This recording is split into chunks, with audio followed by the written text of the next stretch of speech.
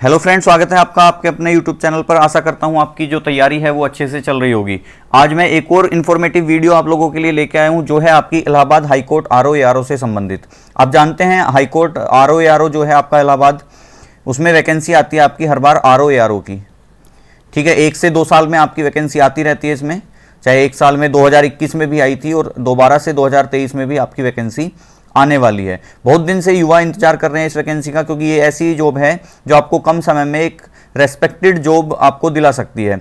तो इसी के रिगार्डिंग हम आज की इसकी कुछ डिटेल्स जानते हैं कि इलाहाबाद हाईकोर्ट आरओ क्या होता है, क्या एज लिमिट होती है, क्या इसमें एलिजिबिलिटी क्या होती है और आपका एग्जाम पैटर्न क्या होता है। तो इसी से संबंधित आज की जो है ये वीडियो रहने वाली है। तो सबसे पहले हम बात करें अगर हम आरओ की, तो ध्यान रखना आरओ की जो पोस्ट है वो 2023 में जरूर आएंगी, ये कंफर्म है।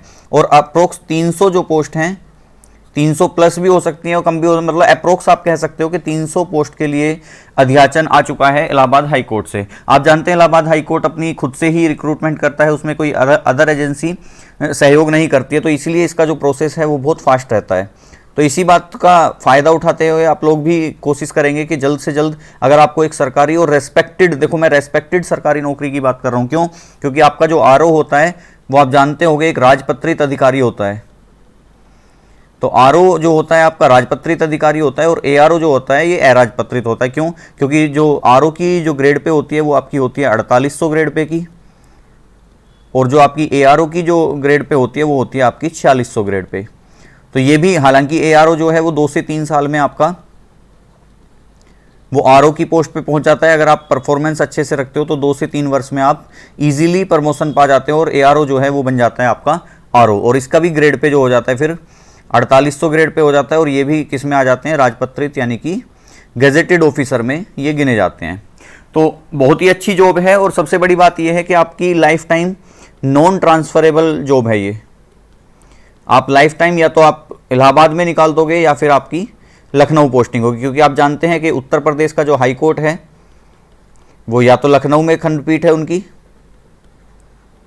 या फिर आपका इलाहाबाद में मेन जो है आपका, अब तो इलाहाबाद नहीं कहेंगे, अब तो प्रयागराज कहेंगे, लेकिन जो फेमस है ये इलाहाबाद हाई कोर्ट के नाम से ही है। ठीक है, तो आपकी जो वैकेंसी है, देखो मैं आपको सारी चीज़ें 1 बाय 1 बताऊंगा। सबसे पहले मैंने आपको बता दिया कि आरओ की जो जॉब है आपकी बहुत रेस्पेक्टेड जॉब है। आरओ आपका राजपत्रित अधिकारी होता है और 4800 ग्रेड पे होता है, और जो आपका एआरओ है आपका असिस्टेंट रिव्यू ऑफिसर ये होता है। आरओ आपका रिव्यू ऑफिसर होता है और एआरओ जो होता है आपका असिस्टेंट रिव्यू ऑफिसर, यानी कि समीक्षा अधिकारी और सहायक समीक्षा अधिकारी।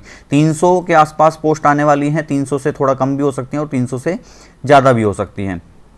प्रोसेस की बात करेंगे अभी हम थोड़ी देर में, और आपको मैं बता चुका हूं कि नॉन ट्रांसफरेबल ये जॉब होती है यूपी हाई कोर्ट की। क्यों? क्योंकि लखनऊ और इलाहाबाद 2 ही खंडपीठ हैं हमारे, जो हमारा उच्च न्यायालय है।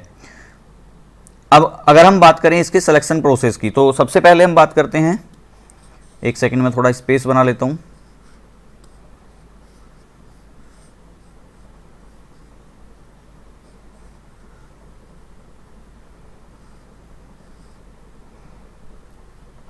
तो मैं कह रहा था अगर हम इसकी बात करें तो जो इसकी एज लिमिट होती है वो मैक्सिमम आप देखो कब तक अप्लाई कर सकते हो, वो होती है आपकी 21 से 35 वर्ष। ये जनरल कैटेगरी के लिए है। यूआर जो कैटेगरी होती है उसकी जो एज लिमिट होती है इसमें 21 से 35 वर्ष होती है। आप कैटेगरी वाइज 3 से 5 साल का रिलैक्सेशन मिलता है, आप जानते हैं इसमें, लेकिन जो यूआर की एज लिमिट है वो आपकी 21 से 35 साल है। ठीक है, उसके बाद अगर हम बात करें नंबर ऑफ वैकेंसी, हम बात कर चुके हैं 300 होंगी। आप अगर हम योग्यता की बात करें तो योग्यता देखो इसमें बहुत सिंपल है, चाहे आप आरओ की पोस्ट के लिए जाओ चाहे आप एआरओ की पोस्ट के लिए जाओ, आपका ग्रेजुएशन, आप किसी भी स्ट्रीम से ग्रेजुएशन हो, इसमें कुछ नहीं है कि आप बीए किया है, बीकॉम किया है, बीटेक किया है, बीएससी किया है, आप कुछ भी कर रखा है, बस आपका सिंपल ग्रेजुएशन का डिग्री आपके पास होना चाहिए, और प्लस आपका CCC जो कोर्स ऑन कंप्यूटर कंसेप्ट है आपका, CCC का जो सर्टिफिकेट है वो आपका इसमें लागू होता है। तो ये केवल 2 ही योग्यता हैं, चाहे आप आरओ या एआरओ।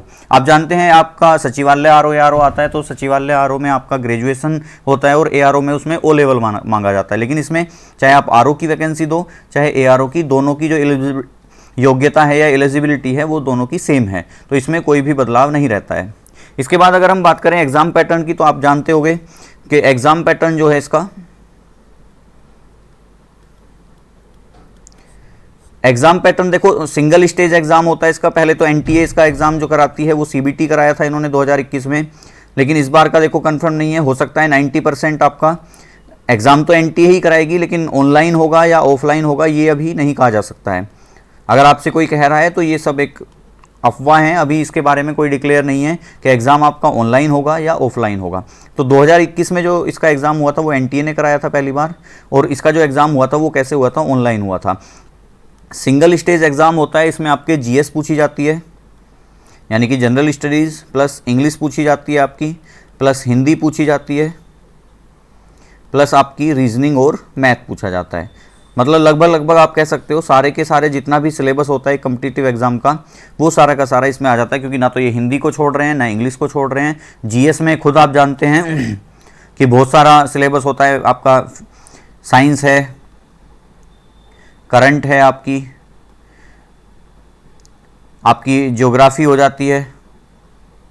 ज्योग्राफी को भी इन्होंने 3 जगह डिवाइड कर रखा है आपका। ज्योग्राफी एक तो है ही आपकी वर्ल्ड और इंडियन ज्योग्राफी, उसके बाद आपका एनवायरनमेंट का पोर्शन भी अलग से इन्होंने दे रखा है, और तीसरा आपका एग्रीकल्चर और पॉपुलेशन यानी कि जनसंख्या और कृषि, ये सेक्शन भी इन्होंने अलग अलग डिवाइड कर रखा है। उसके बाद आपकी हिस्ट्री आ जाती है, इकोनॉमिक्स आ जाती है आपकी। तो मतलब कहने का ये है कि जो भी आपके जनरल कंपटीशन में आता है, जो भी आपके जीएस का पोर्शन है वो सारा का सारा इलाहाबाद हाई कोर्ट में पूछा जाता है।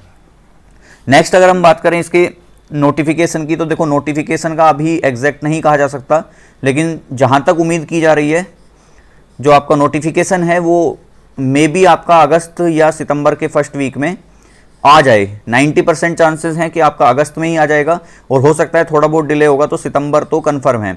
तो नोटिफिकेशन की बात आप बाद में करना। देखो पहले हमारी तैयारी अगर ऐसी हो कि हाँ भाई हम केवल नोटिफिकेशन का इंतजार कर रहे हैं, तो नोटिफिकेशन की मैं बात कर रहा था, तो आपका जो नोटिफिकेशन है वो आपका अगस्त के लास्ट वीक या सितंबर के मिड तक 99% आपका इसका जो नोटिफिकेशन है वो आना चाहिए। अगर कोई डिले होता है तो आपको जानकारी दी जाएगी, ठीक है।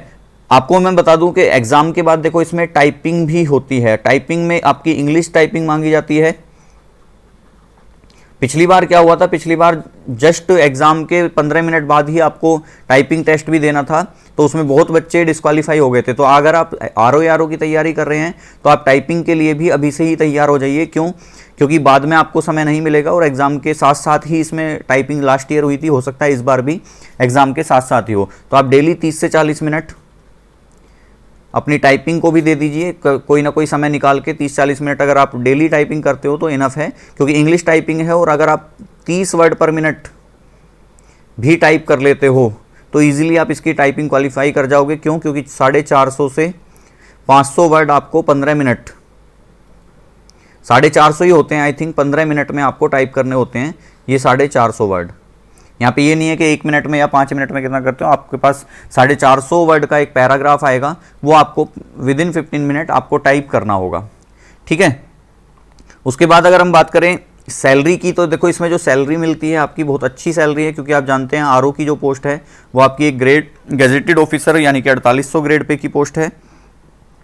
तो अप्रोक्स सैलरी अगर हम बात करें तो सैलरी आपकी डिडक्शन होने के बाद लगभग 65,000 के आसपास आपको इन हैंड सैलरी इसमें मिल जाएगी। क्योंकि आप जानते हैं इलाहाबाद और लखनऊ ए ग्रेड सिटी हैं दोनों की दोनों, तो इसमें जो है आपका डीए एचआरए हर चीज़ें जो हैं वो एक्स्ट्रा ही मिलती हैं। तो लगभग डिडक्शन के बाद आपको 65,000 इन हैंड सैलरी इसमें मिल जाती है।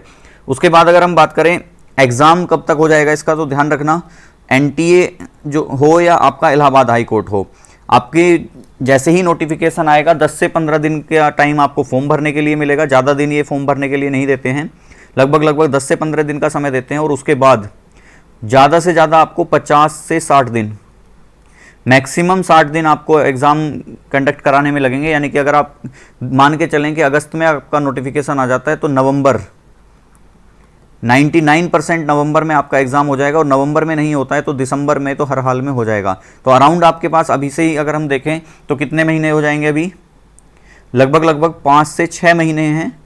अगर आप तैयारी करना चाहते हैं तो इजीली देखो बिल्कुल इसका जो सिलेक्शन प्रोसेस है या इसका जो एग्ज़ाम आता है वो बहुत सिंपल आता है। और अगर आप कहोगे कि कौन सी बेस्ट बुक्स या किस तरीके से तैयारी की जाए कि भाई इजीली हम इस एग्ज़ाम को निकाल लें, तो आप कमेंट करिए, मैं आपको नेक्स्ट वीडियो में बेस्ट बुक्स का जो सोर्सेज हैं वो सारी की सारी और किस तरीके से आपको अपनी तैयारी करनी चाहिए वो सारी मैं आपको बता दूंगा। आपको वीडियो पसंद आ रहा है तो आप चैनल को सब्सक्राइब करेंगे और बेल आइकन को भी दबा लेंगे। और अगर आपको कोई और जानकारी चाहिए या किसी और एग्जाम के बारे में आप जानकारी चाहते हैं तो चैनल आप कमेंट कर सकते हैं वीडियो के नीचे और चैनल को सब्सक्राइब कर लेंगे, ताकि मैं आपके कमेंट का जवाब वीडियो से ही बना के दे दूंगा पूरा का पूरा। तो वीडियो के माध्यम से मैं आपकी सारी जानकारी आपको प्रोवाइड करा दूंगा। वीडियो पे बने रहने के लिए धन्यवाद। चैनल को सब्सक्राइब करेंगे और बेल आइकन को दबा लेंगे। Thank you.